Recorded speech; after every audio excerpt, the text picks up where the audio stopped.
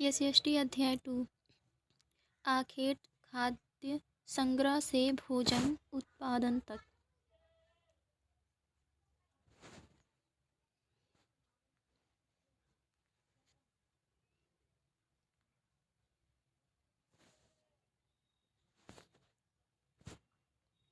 तुषार की रेल यात्रा। तुषार अपने एक रिश्तेदार की शादी में दिल्ली से चेन्नई जा रहा था। रेल में उसे खिड़की वाली सीट मिल गई, जहां से वह बाहर का नज़ारा देखने में मग्न हो गया।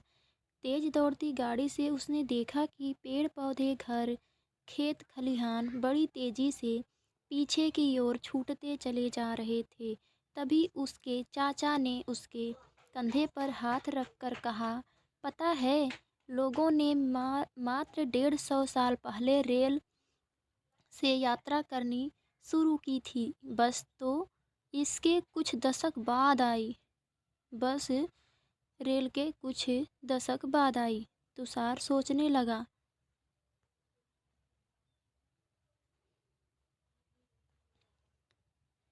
तुषार सोचने लगा कि जब लोगों के पास आने जाने के लिए तेज रफ्तार वाली सवारियां नहीं थीं, तो क्या वे यात्रा नहीं करते थे?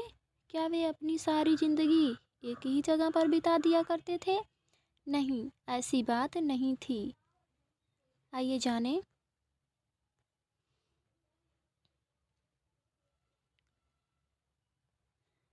आरंभिक मानव। आखिर वे इधर उधर क्यों घूमते थे? हम लोगों के बारे में जानते हैं। हम उन लोगों के बारे में जानते हैं जो इस उपमहाद्वीप में 20 लाख साल पहले रहा करते थे। आज हम उन्हें आखेटक खाद्य संग्राहक के नाम से जानते हैं। भोजन का इंतजाम करने की विधि के आधार पर उन्हें इस नाम से पुकारा जाता है। आमतौर पर खाने के लिए वे जंगली जानवरों का शिकार करते थे, मछलियाँ और चिड़ियाँ पकड़ते थे, फल मूल, दाने और पत्ते फल मूल, दाने, पौधे, पत्तियाँ, अंडे इकट्ठा किया करते थे। आखेटक खाद्य संग्राहक समुदाय के लोग एक जगह से दूसरी जगह पर घूमते रहते थे। ऐसा करने के कई कारण थे।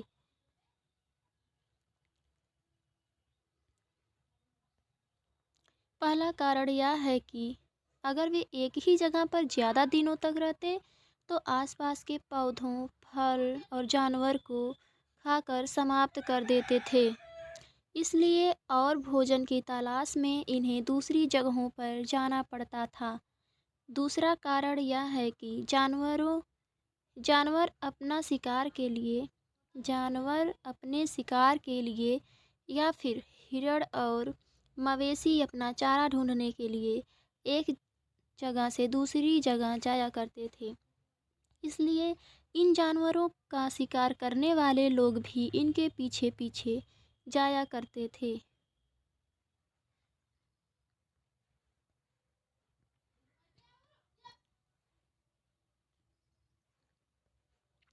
तीसरा कारण यह है कि पेड़ पौधों में फल फूल अलग अलग मौसम में आते हैं, इसलिए लोग उनकी तलाश में उपयुक्त मौसम के अनुसार अन्य इलाकों में घूमते होंगे। और चौथा कारण यह है कि पानी बिना किसी भी प्राणी या पेड़ पौधे का जीवित रहना असंभव नहीं होता। असंभव नहीं मतलब संभव नहीं होता। चौथा कारण, पानी के बिना किसी भी प्राणी या पेड़ पौधे का जीवित रहना संभव नहीं होता। और पानी झीलों, झरनों, नदियों में ही मिलता है। यद्यपि कई नदियों और झीलों का पानी कभी नहीं सूखता। कुछ झीलों और नदियों में पानी बारिश के बाद ही मिल पाता है। इसलिए ऐसी झीलों और नदियों के किनारे बसे लोगों को सूखे मौसम में पानी की तलाश में इधर उधर जाना पड़ता होगा।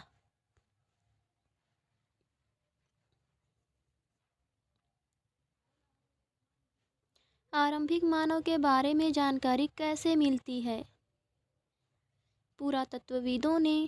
पुरातत्वविदों को कुछ ऐसी वस्तुएं मिली हैं जिनका निर्माण और उपयोग आखेटक खाद्य संग्राहक किया करते थे। यह संभव है कि लोगों ने अपने काम के लिए पत्थरों, लकड़ियों और हड्डियों के औजार बनाए हों। इनमें से पत्थरों के औजार आज भी बचे हैं। इनमें से कुछ औजारों का उपकरण फल फूल काटने, हड्डियों और मांस काटने तथा पेड़ों की छाल और जानवरों की खाल उतारने के लिए किया जाता था। कुछ के साथ हड्डियों या लकड़ियों के मुट्ठे लगाकर भाले और बाड़ जैसे हथियार बनाए जाते थे।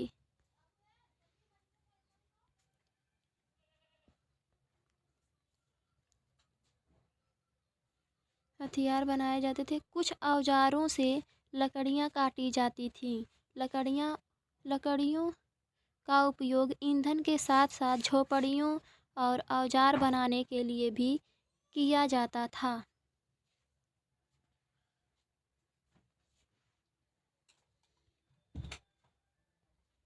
पत्थर के औजारों का उपयोग इंसान के खाने योग्य जड़ों को खोदने के लिए किया जाता था और दाएं जानवरों की खाल से बने वस्त्रों को सिलने के लिए किया जाता था।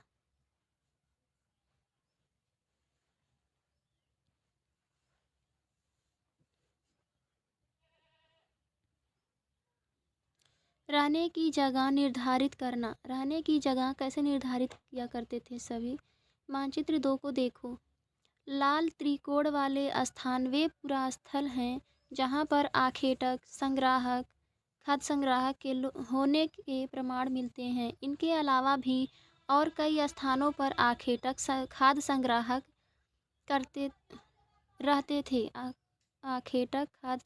रहते थे।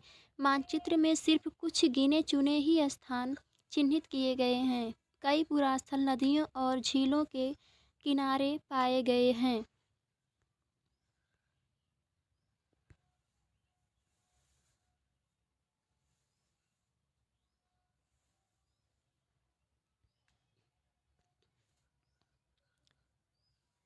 पुरापाषाणिक पुरास्थल इसमें दर्शाया गया है। नवपाषाणिक पुरास्थल इसमें दर्शाया गया है। महापाषाणिक पुरास्थल इसमें दर्शाया गया। आरंभिक गांव इसमें दर्शाया गया। आधुनिक नगर इसमें दर्शाया गया है। ये सारे संकेत हैं।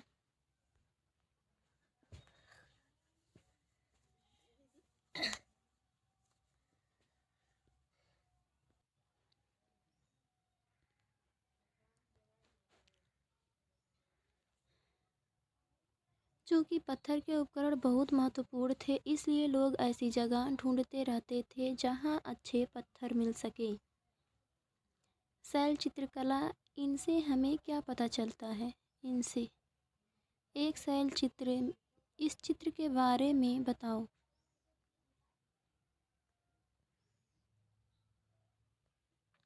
जिन गुफाओं में लोग रहते थे उनमें से कुछ की दीवारों पर चित्र मिले हैं। इनमें कुछ सुंदर उदाहरण मध्य प्रदेश के दक्षिणी उत्तर प्रदेश की गुफाओं से मिले चित्र हैं। इनमें जंगली जानवरों का बड़ी कुशलता से सजीव चित्रण किया गया है।